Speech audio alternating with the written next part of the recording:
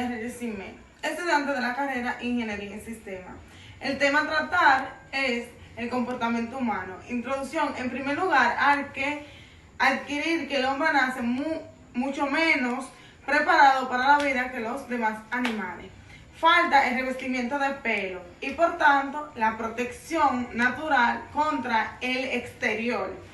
Faltan los órganos naturales de ataque y una formación corporal apropiada para la huida. Según estos datos, es evidente que el hombre tan mal dotado biológicamente ya hace mucho que hubiera debido parecer. Sin embargo, ha sucedido lo contrario, ha dominado la naturaleza, ha sometido a los animales y se ha constituido en señor de ellos. Los animales nacen especializados y por eso determinados por la naturaleza. El hombre se hace a sí mismo utilizando de modos muy distintos las realidades naturales. El hombre tiene una praxis inteligente, es decir, que conoce lo real en cuanto a lo real y puede organizar los medios al fin de diversas maneras, entre las cuales elige una.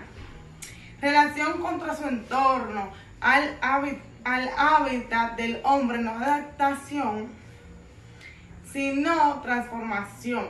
El animal está vinculado a su entorno en el que encuentra satisfacción a sus estímulos y eso le basta. El comportamiento humano. El hombre es un yo sujeto. Esta propiedad significa además que el hombre es sujeto y en cuanto sujeto puede distanciarse del objeto, comprenderlo como objeto, como realidad distinta del mismo. Más aún puede pensar y valorar el objeto no solo como útil para sí, sino también de manera selectiva o aún desinteresada. Por eso puede frenar sus instintos, contradecirlo. Y lo que más suprimarlos y darles una orientación ultrista. Por ejemplo, el hombre es el único ser que puede decir yo y ver el mundo como no yo, y puede decirlo precisamente cuando, como sujeto, entra en relación con los objetos mundanos o con otros sujetos a lo que también capta como realidades distintas de él y con las que, sin embargo, entre o puede entrar en relación real. El hombre se remite a sí mismo, es una experiencia radical. Expresamos con el pronombre yo. Cada uno de nosotros se experimenta como yo único, singular o irrepetible. La percepción del espacio y el tiempo. El hombre concibe el espacio no de manera inmediata, sino mediante un proceso mental complejo y difícil. El hombre llega a la representación de un espacio abstracto, homogéneo y definido, totalizante, sobre cuya naturaleza han elucubrado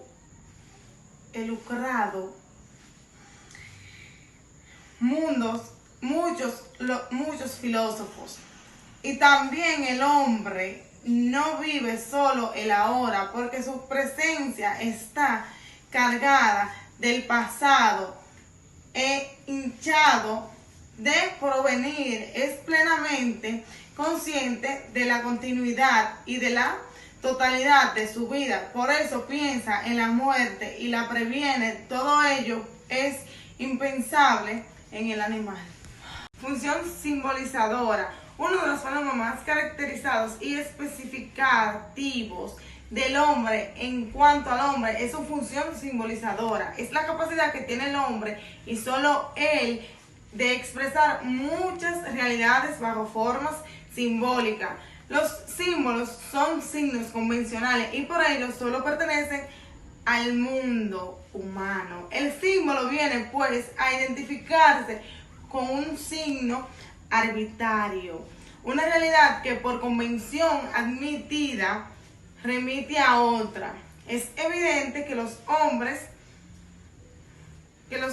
somos creadores de símbolos, es decir, que conocemos realidades inmediatamente como son en sí, pero que hay otras que solo las conocemos o no las representamos mediante signos convencionales o sistemas de símbolos. Algunos animales tienen también ciertas emociones de rabia, terror, de ganas de jugar, de satisfacción, etc. Pero como ellas solo son expresiones de emoción subjetiva, nunca designamos ni describen objetos. En cuanto concibles, no dan paso del lenguaje afectivo al lenguaje proposicional, de lo subjetivo a lo objetivo. El lenguaje, sin duda, el sistema simbológico más como ejemplo y al mismo tiempo más humano es el lenguaje. Se ha estructurado mucho la comunicatividad entre los animales y también el lenguaje animal. El lenguaje es consecuencia de la capacidad de simbolizar y está a su vez consecuencia del pensamiento reflexivo y relacionado exclusivo de la razón humana. El arte puede ser imitación de la naturaleza, como lo es en la pintura acostumbrista o en la del paisaje natural, pero con más frecuencia es una identificación, un intento de perfeccionar la naturaleza y de construir lo que ella no construye, de trascenderla hacia formas en las que se expresa una armonía, una perfección superior que solo la mente concibe e intenta plasmar después en el mármol, en la tela de la música o en la poesía. Es verdad que el arte no es solo expresión de la belleza, porque a veces puede ser expresión de sentimientos sublimes o trágicos, alegres o dolorosos, pero siempre requiere una intuición del artista que sabe plasmar en el lienzo, en el mármol, en notas musicales, en gestos teatrales o en palabras, el sentimiento profundo y bello con el que los demás se sienten identificados o conmovidos. La esencia de la cultura. En la riquísima variedad de definiciones sobre la cultura que en todas las épocas se ha formulado, encontramos en todas ellas un común denominador, en unas explícitas y en otras implícitas: el cultivo por el hombre de todo lo humano. De este modo, encontramos que en el ancho mundo de la cultura existe dos realidades, que es precisamente distinguir la cultura subjetiva o personal y la cultura objetiva o real, ambas interdependientes, pues como decía Ortega y Gasset, el hombre cultiva y humaniza el mundo para cultivarse y humanizarse a sí mismo. La cultura subjetiva o personal. Si la cultura brota del espíritu del hombre, y al mismo tiempo es el hombre el destinatario de la cultura, resulta obvio que la vertiente más importante, profunda y esencial es la cultura subjetiva. Juan Pablo II dice al respecto: la cultura es aquella a través de la cual el hombre, en cuanto hombre, se hace más hombre, es más, accede más al ser. En esto encuentra también su fundamento, la distinción capital entre lo que el hombre es y lo que tiene, entre el ser y el tener. Es por ello que Juan Pablo II recuerda que la primera y esencial tarea de la cultura en general y también de toda cultura es la educación. La educación consiste en efecto en el que el hombre llegue a ser cada vez más hombres, que el hombre sepa más no solo con los otros, sino también sobre los otros.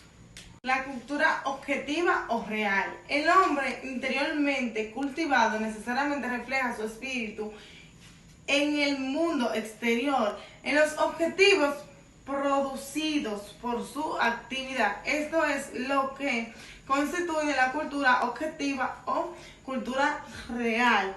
A diferencia de la cultura subjetiva, la cultura objetiva no inicia de cero. Por su característica de exterioridad es heredable. La ciencia y la tecnología. El fenómeno de la ciencia es otro exclusivo del ser humano.